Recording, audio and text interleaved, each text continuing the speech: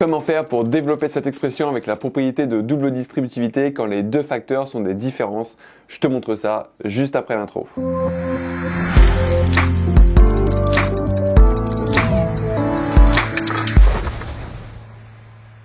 Bonjour, c'est Geoffroy et bienvenue sur ma chaîne YouTube MATLAB. Mon objectif, c'est de te faire comprendre tes cours de mathématiques. Et justement, dans cette vidéo, on va voir comment appliquer la double distributivité pour développer une expression lorsque les deux facteurs sont des différences. Et comme d'habitude, on passe sur le cahier.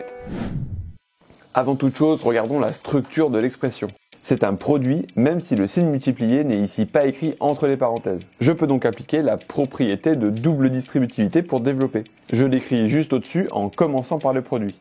La difficulté dans cet exemple, c'est la présence du signe moins dans les deux facteurs, alors que dans la propriété, les deux facteurs sont des sommes.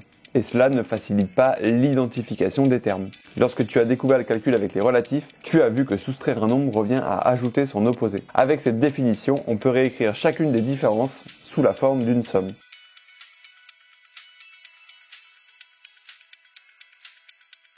J'ai bien maintenant deux facteurs qui sont écrits sous forme de somme, je peux donc procéder à l'identification. Le nombre A est égal à 8x, le nombre B est égal à moins 6, le nombre C est égal à 6x, le nombre D est égal à moins 3. Je développe avec la propriété de double distributivité, pour cela je substitue.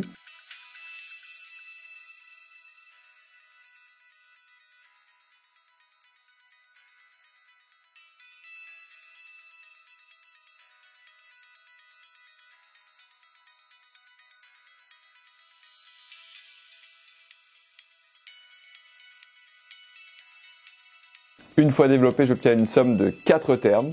Je vais maintenant calculer ou simplifier l'écriture de ces 4 termes. Et si tu ne te souviens plus comment simplifier une expression littérale, je t'invite à regarder la vidéo base sur la simplification d'expressions. Le premier terme est égal à 48x au carré. Le deuxième est égal à moins 24x. Le troisième est égal à moins 36x. Et enfin, je calcule le dernier produit, cela donne 18.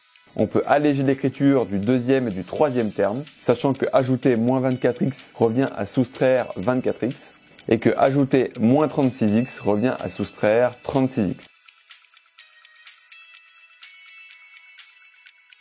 Enfin, pour terminer, je réduis l'expression en remarquant que moins 24x moins 36x est égal à moins 60x. Si tu as du mal à comprendre cette étape, je t'encourage aussi à aller voir la vidéo base sur la réduction d'une expression littérale. On obtient donc 48x au carré moins 60x plus 18. Les clés pour réussir, c'est de connaître par cœur la propriété de double distributivité et aussi de réécrire les différences sous la forme de somme en se rappelant que soustraire un nombre revient à ajouter son opposé.